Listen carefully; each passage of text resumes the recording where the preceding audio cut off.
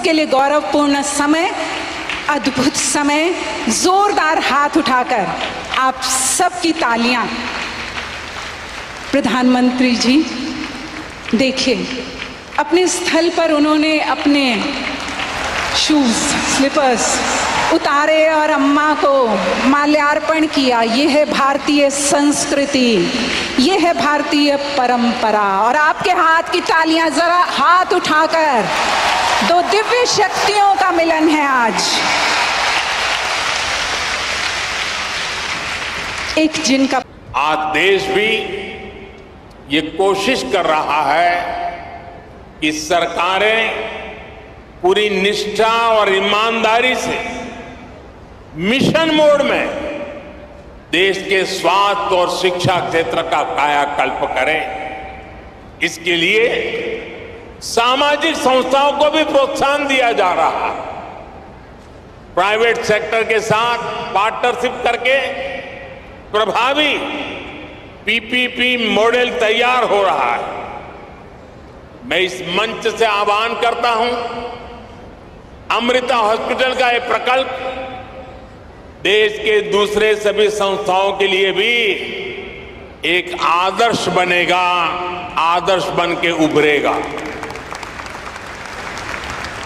हमारे कई दूसरे धार्मिक संस्थान इस तरह के इंस्टीट्यूट चला भी रहे, कई संकल्पों पर काम कर रहे हैं।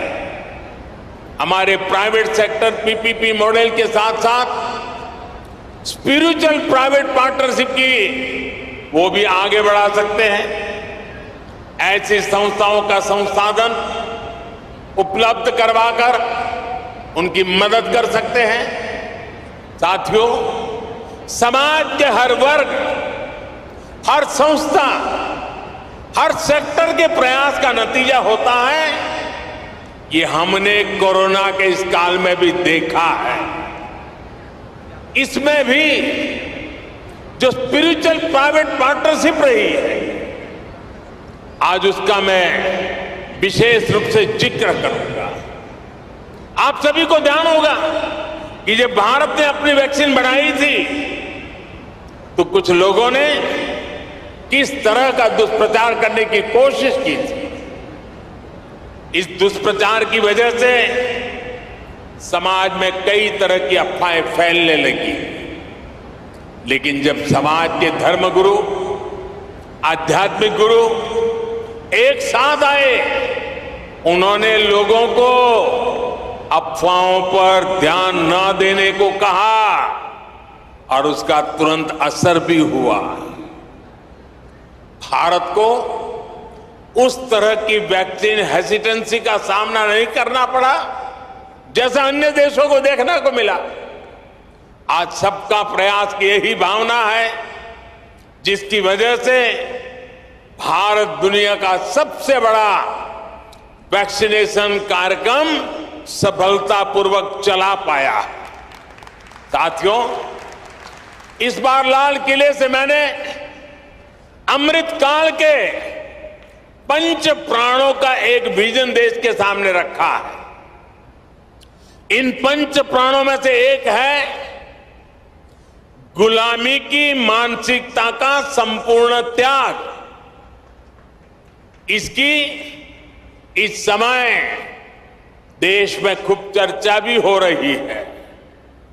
इस मानसिकता का जब हम त्याग करते हैं तो हमारे कार्यों की दिशा भी बदल जाती है।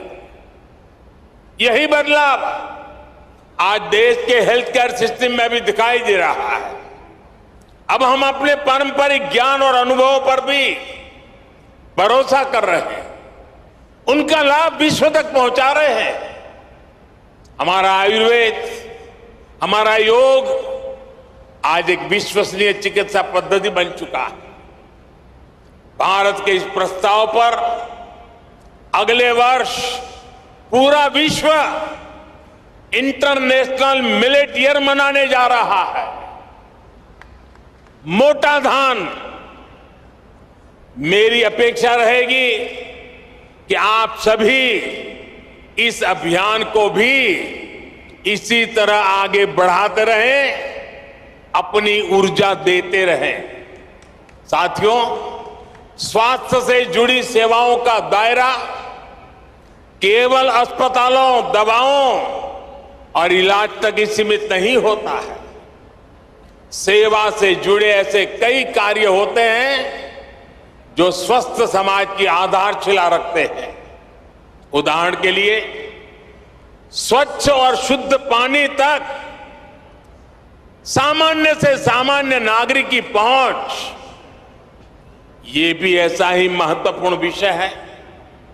हमारे देश में कितनी ही बीमारियां केवल प्रदूषित पानी से ही पैदा होती रही है। इसलिए देश ने 3 साल पहले जल जीवन मिशन जैसे देशव्यापी अभियान की शुरुआत की थी। इन 3 वर्षों में देश के 7 करोड़ नए ग्रामीण परिवारों को पाइप से पानी पहुंचाया जा चुका है। विशेष रूप से इस अभियान में हरियाणा सरकार ने भी प्रभावी कार्य किया है। मैं उसका भी विशेष रूप से जिक्र करना चाहता हूं। हरियाणा आज देश के उन अग्रणी राज्यों में है जहां घर घर पाइप से पानी की सुविधा से जुड़ चुका है। इसी तरह बेटी बचाओ बेटी पढ़ाओ में भी हरियाणा के लोगों ने बेहतरीन काम किया। फिटनेस और खेल, ये विषय तो हरियाणा की रगों में है, उसका हरियाणा की मिट्टी में है, यहां के संस्कारों में है। और तभी तो यहां के युवा खेल के मैदान में तिरंगे की शान बढ़ा रहे हैं। इसी गति से हमें देश के दूसरे राज्यों में भी कम समय में बड़े परिणाम हासिल कर रहे हैं। हमारे सामाजिक संगठन इसमें बहुत बड़ा योगदान दे सकते हैं। साथियों, सही विकास होता ही वो है जो सब तक पहुंचे, जिससे सबको लाभ हो। गंभीर बीमारी के इलाज को सबके लिए सुलभ कराने की ये भावना अमृता अस्पताल की भी है। मुझे विश्वास है कि सेवा भाव का आपका ये अमृत संकल्प हरियाणा के, दिल्ली एनसीआर के लाखों परिवारों को आयुष्मान बनाएगा। एक बार फिर पूज्य अम्मा के श्री चरणों में प्रणाम करते हुए, आप सबका हृदय से अभिनंदन करते हुए अनेक अनेक शुभकामनाएं। बहुत बहुत धन्यवाद।